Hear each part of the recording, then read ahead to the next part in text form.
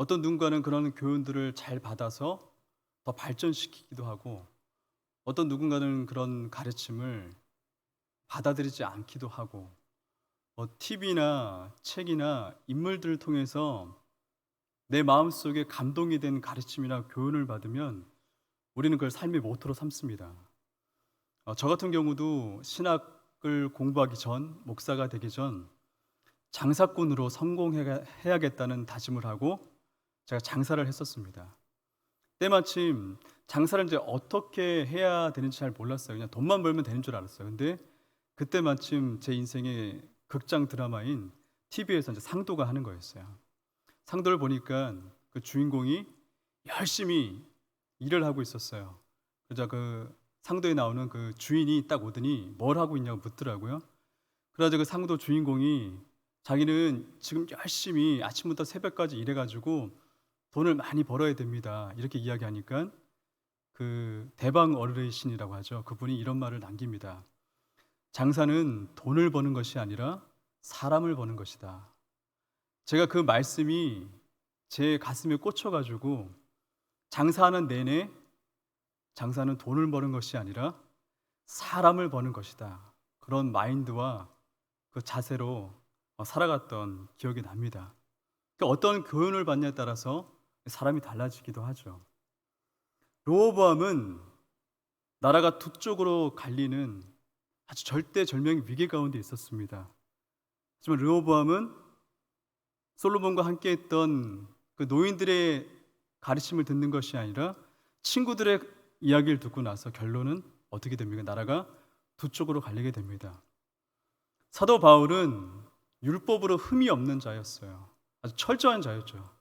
얼마나 그 율법을, 그 가르침을 잘 지켰냐면 다른 도를 전하는 자들을 잡아오게 가두겠다는 열심이 있었고, 또 누군가를 죽일 때 그 자리를 떠나지 않고 함께 있던 그런 열심을 보게 됩니다. 오늘은 하나님께서, 예수님께서 6절에 이렇게 말씀하십니다. 예수께서 이르시되 삼가 바리새인과 사두개인들의 누룩을 주의하라 하시니, 사두개인과 바리새인들의 누룩이 도대체, 그들의 교훈이 도대체 어떤 것이길래 그냥 주의하라 말씀하신 것도 아니고 삼가 주의하라고 오늘 성경에 말씀하고 있습니다. 바리새인은 어떤 자들입니까? 분리된 자들이었어요. 율법으로 흠이 없다고 자부하는 철저한 율법주의자였고, 로마와 헬라 시대 때 이방 문화가 꽃피고 있는 그 시대에 그 자그마한 유대, 그 나라에서 그 유대인의 전통, 이스라엘의 전통을 지키기 위해, 나름대로 그 야훼 신앙을 지키기 위해 애쓴 자들이었어요. 사두개인은 제사장 계열이었죠. 사도계의 후예라면서 제사장 역할을 하던 그런 자들이었어요. 그런 자들에게 왜 예수님께서 그들의 누룩을 주의하라 말씀하셨을까요? 마태복음 3장에 보면 세례 요한도 세례를 베푸면서 세례 요한에게 찾아오는 사두개인과 바리새인들에게 외칩니다. 이 독사의 자식들아,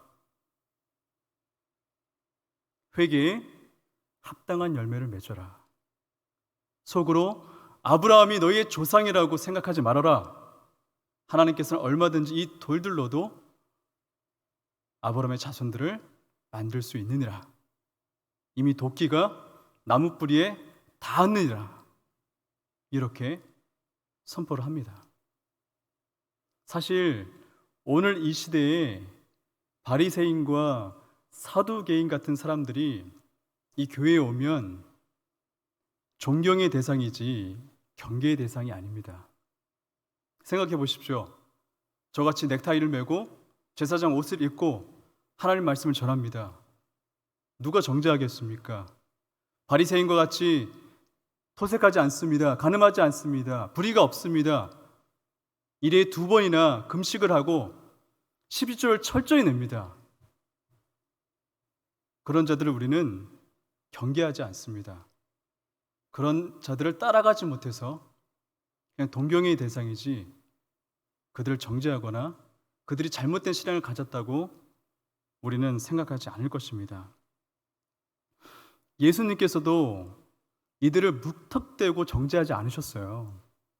마태복음 5장에 보면 너희의 의가 바리새인과 서기관보다 낫지 않으면 결단코 천국에 들어갈 수 없느니라 말씀하셨어요.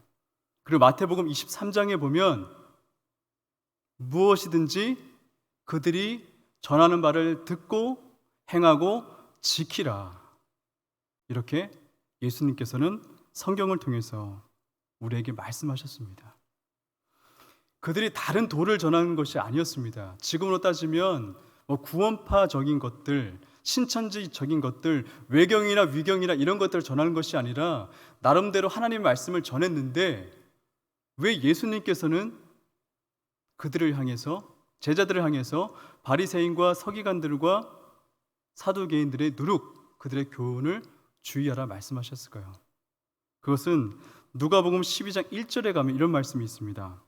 바리새인들의 누룩 곧 외식, 위선을 주의하라.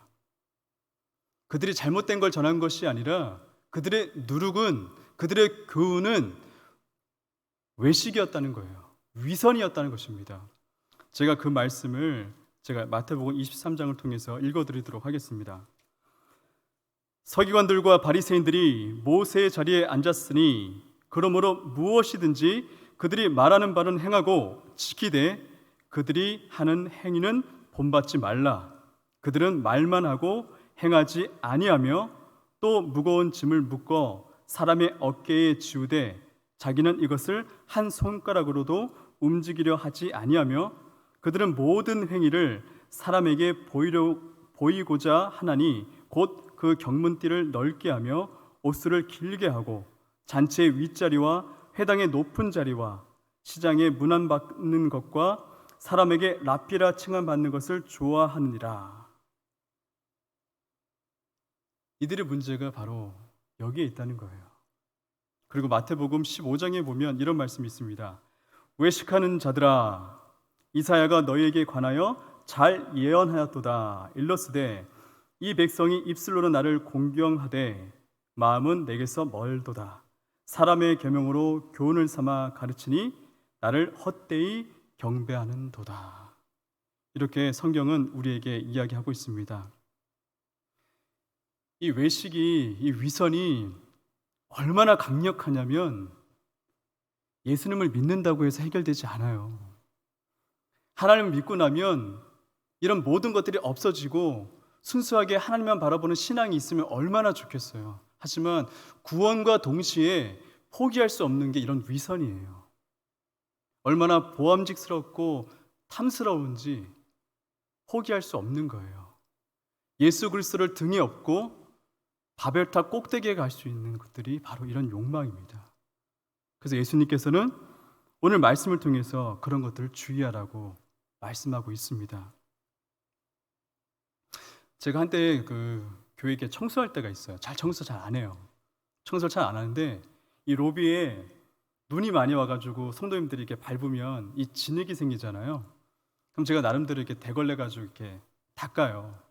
닦다 보면 무슨 생각이 들냐면 성도님들이 빨리 지나가야 되는데, 성도님들이 이걸 봐야 되는데, 이현우 목사가 지금 이거 하고 있는데 이거 왜 안 보지? 그러다 닦은 데를 어떻게 해요? 또 닦고 있는 거예요. 무슨 말인지 아시겠어요? 닦는 데를 또 닦고 있는 거예요. 새벽 기도 시절에는 예전에, 지금은 안 그렇지만 예전에는 새벽 기도 인도하고 마치면 앞자리에서 기도하잖아요. 그러면 성도님들보다 늦게 가야 된다는 걸 그렇게 배웠어요. 그래가지고 계속 기도를 해요. 근데 이게 막강하신 분들이 있잖아요. 막 1시간 넘게 기도하시는 분.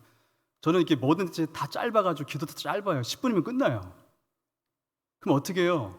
이 목회를 하다 보니까 뒤에도 이렇게 눈이 생기더라고요. 보여요, 안 가신 분들이. 그럼 어떻게 합니까? 앞자리에 앉아서 우리가 잘하는 거 있잖아요. 주여, 주여, 아버지, 아버지, 이것만 한 20-30분 하는 거예요.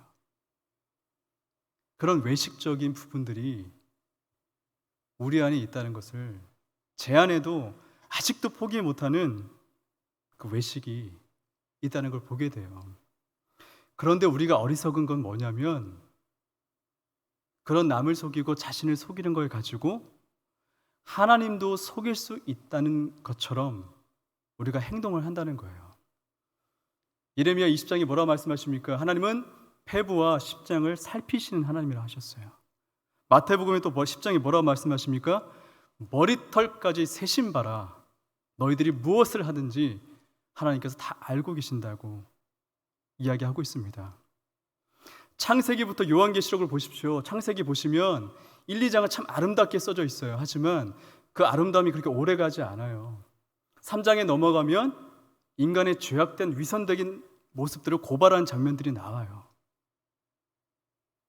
아담과 하와가 그 선악과를 따먹었을 때 하나님께서 책망하십니다. 그렇습니다. 하나님, 제가 먹지 말라는 선악과를 따먹었으니 이렇게 말하는 자들이 없어요. 다 자기를 숨겨요. 제가 한 게 아닙니다. 저 뱀이 그랬습니다. 아니, 저 아내가, 당신이 창조한 그 여인이 저를 꾀했습니다. 이렇게 자신들을 다 포장하죠. 창세기부터 요한계시록까지는요, 하나님께서 믿지 않는 자들에게 제발 나 좀 믿어다오 하는 말씀이 아니에요. 하나님을 열심히 믿는다고 하는 자들이 행하는 위선과 악행에 대해서 성경은 지금 고발하고 있는 거예요. 이사야 1장에 뭐라 말씀하십니까? 그 헛한 수많은 그 번짐을 내가 언제 너희들한테 요구했느냐? 너희가 내 마당만 밟은 뿐이리라. 이렇게 말씀하고 있습니다. 외식이 무서운 건요, 남을 속인다고 하면서 때로는 어떻게 돼요? 자신까지 속여요. 자신이 속고 있는 것조차 모를 때가 있죠. 경건의 모양만 있지 경건의 능력이 없습니다. 이런 자들에게 갈라디아서에서 사도 바울은 뭐라고 말씀하는지 아십니까? 성령으로 시작하여서 육체로 마치려 하느냐. 이 말씀이 참 무서운 말이에요. 성령으로 하나님께서 선택하셨다는 거예요. 불렀다는 거예요. 부르시받은 너희가 육체 버림받으려 하느냐. 하나님께서 너희를 선택해서 불렀는데 그 결말에는 버림받을 자들처럼 되려 하느냐. 그 갈라디아서가 우리에게 이야기하고 있습니다. 이제 예수님에 대한 엄중한 경고를 들으셨잖아요. 바리새인과 사두개인들의 누룩 교훈은 외식이구나. 그러면 내가 위선을 행하지 않고 참된 예수님을 어떻게 바라봐야 되는지 이제 그걸 설명해 드려야 되잖아요. 이것은 아무도 모르고 저만이 아는 비법입니다. 그러니까 빨간 펜을 드시고 적을 준비를 하세요. 이렇게 말씀하시면 약장사 느낌이 나시죠? 느낌이 나셔야 돼요. 교회 다니시는 분들은 조금 주의하면서 말해야 될 단어가 있습니다. 그게 뭐냐면 비법, 방법입니다. 최근에 유튜버를 보면 은사를 받는 비법, 은사를 받는 방법, 비법 전수 이런 얘기들이 많이 나와요. 거기에 속지 마십시오.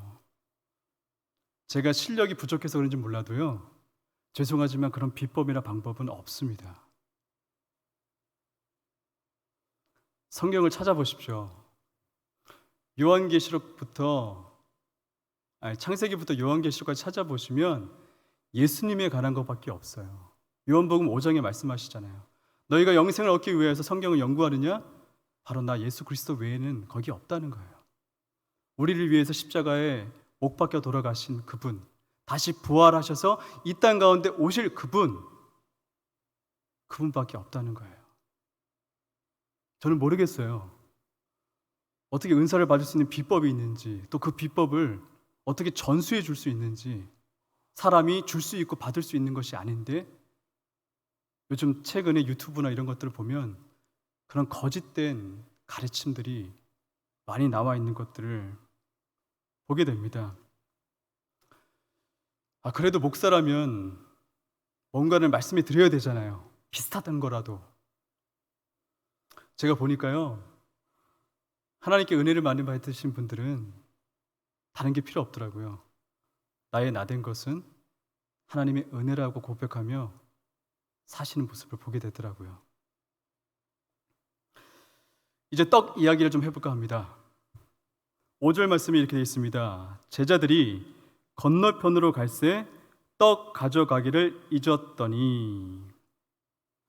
제가 오늘 설교 말씀 주제 말씀을 제목을 등하불명이라고 정했습니다. 등하불명은 등잔 밑이 어둡다는 말씀이죠. 예수님께서 이미 요한복음에 보시면 5천 명을 먹이신 이후에 제자들에게 말씀하셨어요. 내가 생명의 떡이니 내게로 나아오라.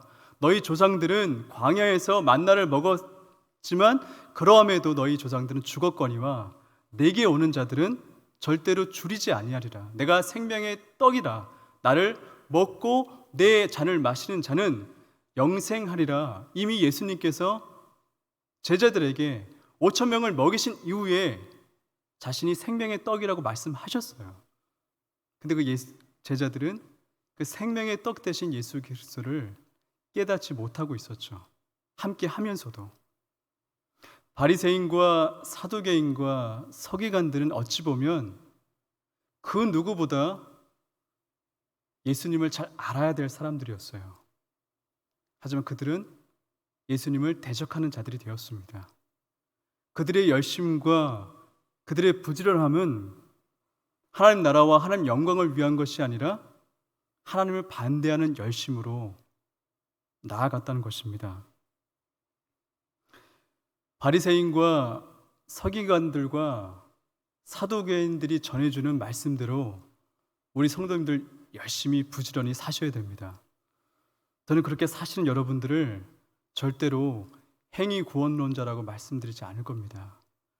우리의 문제는 율법을 잘 지켜서, 율법 아주 지나치게 잘 지켜서 하나님 나라에 가고 싶은 갈망이 있는 것이 문제가 아니라 믿으면 다 된다고 하고 은혜로 구원받았다고 고백하면서 뒤로 행하는 위선이 우리의 문제인 것입니다. 성경을 더 깊게 보셔야 됩니다. 제가 말씀을 읽어드리겠습니다. 그러나 너는 배우고 확실한 일에 거하라. 너는 내가 누구에게서 배운 것을 알며 또 어려서부터 성경을 알았나니 성경은 능히 너로 하여금 그리스도 예수 안에 있는 믿음으로 말미암아 구원에 이르는 지혜가 있게 하느니라. 모든 성경은 하나님의 감동으로 된 것으로 교훈과 책망과 바르게 함과 의로 교육하기에 유익하니 이는 하나님의 사람으로 온전하게 하며 모든 선한 일을 행할 능력을 갖추게 하려 함이라. 하나님의 말씀은요, 우리를 온전하게 한다는 것입니다. 그리고 모든 선한 일을 행할 능력을 갖추는 능력이 있는 말씀이라고 성경은 지금 우리에게 이야기하고 있습니다. 신앙은 꾸미는 것이 아닙니다. 신앙은 부풀리는 것이 아닙니다. 우리는 때로는 부풀려져 있는 사람들을 보고 좋아할 때가 있고 동경할 때가 있어요. 하지만 하나님은 그렇지 않습니다. 때로는 상한 심령으로 딱딱하게 굳어진 마음이라 할지라도 그 마음으로 주의 전에 나와서 예수 그리스도를 온전히 바라보고 기도하는 그 영혼들에게 하나님께서 말할 수 없는 은혜와 자비로 채워주십니다. 우리가 예수 그리스도를 믿으면서 영생이 아닌 바벨탑을 쌓는 자들이 아닌지 한번 좀 생각해 보셨으면 좋겠습니다.